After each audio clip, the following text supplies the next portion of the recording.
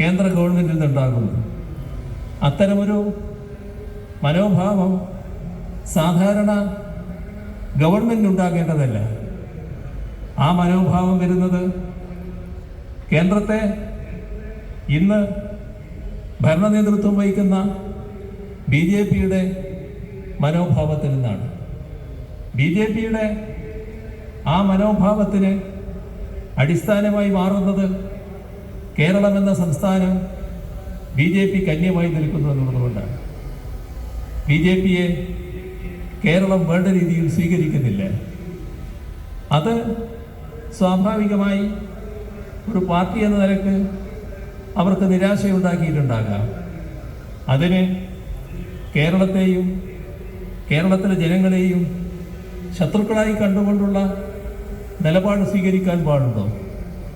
നിർഭാഗ്യവശാൽ ആ നിലപാടാണ് ഇവിടെ സ്വീകരിച്ചിട്ടുള്ളത്. ഇത് മാത്രമല്ല,